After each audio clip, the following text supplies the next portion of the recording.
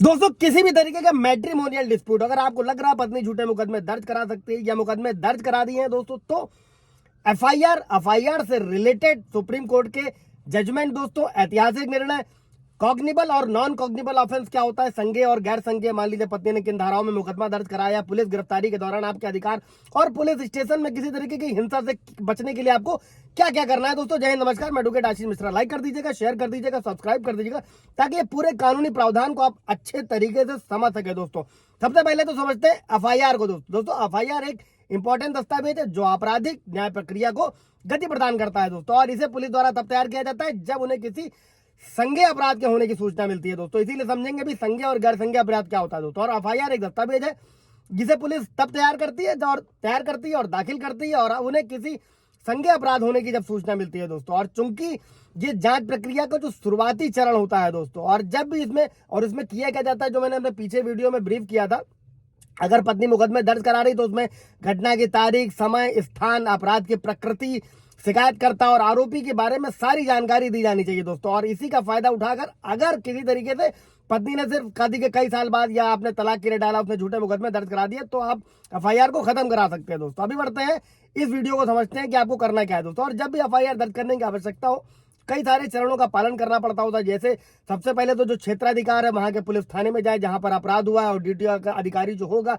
वो अपराध का विवरण स्पष्ट रूप से समझेगा, उसमें लिखेगा, और सुनिश्चित करें जो अधिकारी दिया गया, अधिकारी को जो विवरण आप दे रहे हैं वो एकदम सटीक हो दोस्तों। और एफआईआर दर्ज होने के बाद में इसकी एक जो कॉपी है उसको रख लें। और अगर पुलिस आपकी एफआईआर को दर्ज करने से इनकार करती है दोस्तों, तब आप क्या कर सकते हो, सबसे पहले उच्च अधिकारियों से संपर्क करें दोस्तों। 156(3) में जो पुराना सीआरपीसी था, अभी 175 सबसेक्शन 3 भारतीय नागरिक सुरक्षा संहिता के तहत अगर पुलिस थाने में एफआईआर नहीं लिखी गई और फिर आपने ऊपर शिकायत करी वहां भी नहीं लिखेगी, तो आप डायरेक्ट मजिस्ट्रेट के पास शिकायत कर सकते हैं दोस्तों। और भारत के जो सुप्रीम कोर्ट ने स्पष्ट दिशा निर्देश जारी किए हैं दोस्तों कि पुलिस को किसी भी संज्ञेय अपराध की रिपोर्ट के लिए एफआईआर दर्ज करनी चाहिए। और ये एक महत्वपूर्ण डायरेक्शन है दोस्तों, और जिसका उद्देश्य पुलिस को वैध शिकायतों को दर्ज करने से इनकार करने से रोकना है दोस्तों। और अगर आपको किसी तरीके से प्रतिरोध का सामना करना पड़ रहा है तो आप अपनी शिकायत दर्ज कराने के लिए जो है दोस्तों वो अपने अधिकार को मजबूत कर सकते हैं और इन दिशा निर्देशों का हवाला दे सकते हैं। अच्छा, सुप्रीम कोर्ट का जजमेंट समझ लेते हैं। सबसे पहले जो आप अपने केसेस में लगा सकते हैं, ललिता कुमारी बनाम सरकार उत्तर प्रदेश, ये 2013 का मामला है दोस्तों।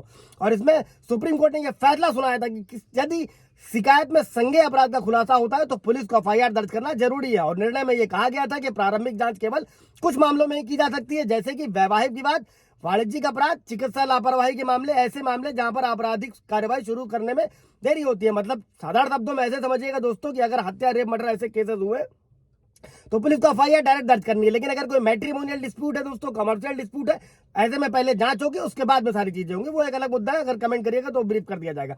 अभी एक जजमेंट है दोस्तों, अर्नेश कुमार बनाम बहार राज, ये 2014 का मामला है।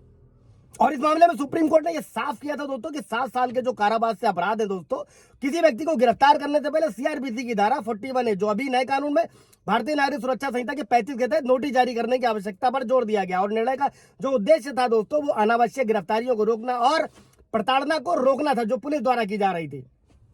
इसी के साथ में एक और जजमेंट था दोस्तों, डीके बसु बनाम पश्चिम बंगाल राज्य 1997। और इस ऐतिहासिक मामले में गिरफ्तारी और हिरासत के दौरान जो दिशा निर्देश निर्धारित करे गए थे पुलिस वालों के लिए, उन्हें क्या क्या करना है, जिसमें बंदियों के अधिकार भी शामिल थे दोस्तों। इसमें पुलिस प्रक्रियाओं में पारदर्शिता और जवाबदेही की आवश्यकता पर प्रकाश डाला था। और इसमें किया क्या गया था दोस्तों कि गिरफ्तारी के समय गिरफ्तारी का जो है वो ज्ञापन तैयार दिया, मतलब इन्फॉर्मेशन दी जानी चाहिए, और कम से कम एक गवाह द्वारा सत्यापित किया जाना चाहिए। गिरफ्तार व्यक्ति को अपनी गिरफ्तारी के बारे में किसी मित्र या रिश्तेदार को सूचित करने का अधिकार है, ये धाराओं में भी मेंशन किया गया है दोस्तों नए कानून में। हिरासत के दौरान गिरफ्तार व्यक्ति को हर 48 घंटे में चिकित्सा परीक्षण से गुजरना चाहिए दोस्तों। और ये उपाय हिरासत में यातना को रोकने और बंदियों के साथ जो है मानवीय व्यवहार को सुनिश्चित करने के लिए तैयार किया गया था दोस्तों। अभी समझते हैं कि संज्ञेय और असंज्ञेय जो सबसे बड़ा डिफरेंस है वो आपको यही समझना है कि पत्नी ने धाराओं मुकदमा दर्ज करा दिया, अब क्या पुलिस उठा ले जाएगी, गिरफ्तार कर लेगी, ऐसा कुछ नहीं है दोस्तों।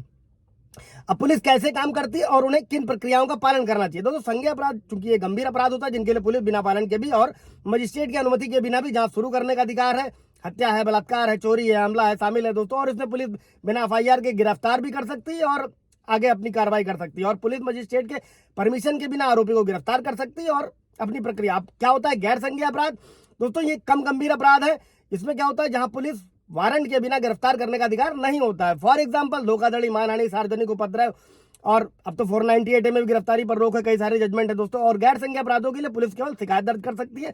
जांच शुरू करने या गिरफ्तार करने के लिए मजिस्ट्रेट की अनुमति की आवश्यकता होती है, और पुलिस मजिस्ट्रेट के आदेश के बिना आरोपी की गिरफ्तार नहीं कर सकती और न ही जांच शुरू कर सकती है। और इसमें FIR के बजाय पुलिस शिकायत दर्ज करती है दोस्तों, और मामले की आगे की कार्रवाई के लिए मजिस्ट्रेट के पास भेजती है दोस्तों। और 7 साल तक की कैद से जो भी अपराध है दोस्तों, पुलिस को गिरफ्तारी करने से पहले CRPC की धारा 41A का नोटिस देना जरूरी किया गया है दोस्तों। और इसमें क्या होता है, इसमें आरोपी को पूछताछ के लिए पुलिस के सामने पेश होना होता है। और सुप्रीम कोर्ट ने यह साफ किया है कि नोटिस ना जारी करने पर गिरफ्तारी अवैध हो जाती है। अगर बिना नोटिस के गिरफ्तारी करी जाती है तो आरोपी को गिरफ्तारी की वैधता को चुनौती दे सकता है। ये दोस्तों ये पूरी प्रक्रिया है। इससे रिलेटेड कोई सवाल जवाब होगा पूछिएगा और अपने डर को खत्म कीजिएगा। Thank you.